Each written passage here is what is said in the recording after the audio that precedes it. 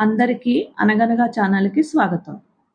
ఇప్పుడు మనం విష్ణు శర్మ గారు పంచతంత్రం అనే కథలను రాశారు. వాటిని పరవస్తు చిన్నే సూరి గారు తెలుగులో అనువదించారు. అందులో మిత్రభేదం నుంచి ఒక కథ విందాం. కథ పేరు కొంగ పీత.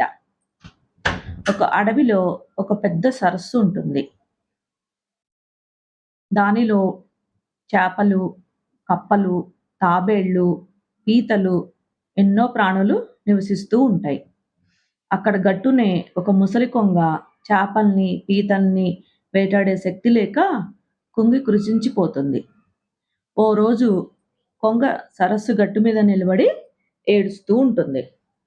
అప్పుడు సరస్సు నుండి ఒక పీత అడుగుతుంది, కొంగమామ కొంగమామ ఎందుకు ఏడుస్తున్నావు అని.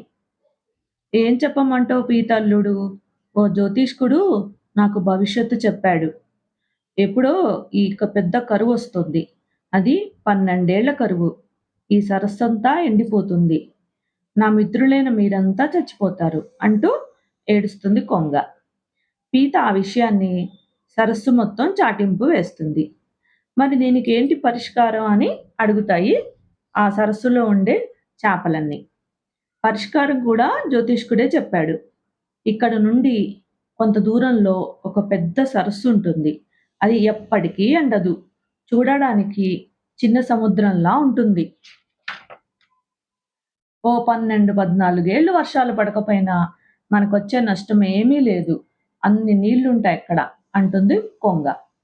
అయితే మమ్మల్ని అందరినీ ఆ పెద్ద కొలను దగ్గరకు తీసుకెళ్తావా అని అడుగుతాయి చేపలు, కప్పలు, పీతలు ఇవన్నీ కొంగని. రోజుకొక చేపని తన వీపుపై ఎక్కించుకొని ఎగిరిపోయేది కొంగ. దారిలో ఓ నున్నటి బండపై దిగి చేపను చంపేసి కడుపారా తినేది. చక్కగా నీళ్లు తాగేసి మళ్ళీ సరస్సు దగ్గరకు వచ్చేది. చేపను క్షేమంగా కొత్త మడుగులో చేర్చానని అక్కడ అది ఎంతో సంతోషంగా ఉందని చెప్పేది.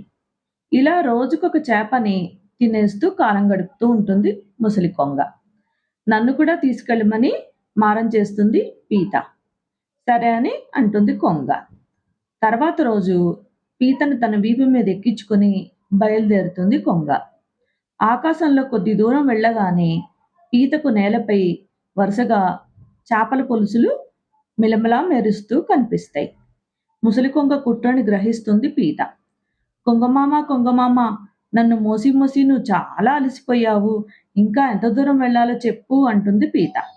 ముసలి కొంగ గట్టిగా నవ్వుతూ ఇలా అంటుంది, మడుగు లేదు గిడుగు లేదు, ఆ బండ మీద నిన్ను చంపేస్తాను అంటుంది. కొంగ ఇలా అనగానే పీత తన కొండలతో కొంగ కోమలమైన మెడని గట్టిగా కొరికేస్తుంది. అప్పుడు కొంగ కింద పడిపోతుంది. పీత చక్కగా నడుచుకుంటూ అడవిలోకి వెళ్ళిపోయింది. కథ కంచికి మనం ఇంటికి. నచ్చితే లైక్ చేయండి, షేర్ చేయండి, సబ్స్క్రైబ్ చేయండి.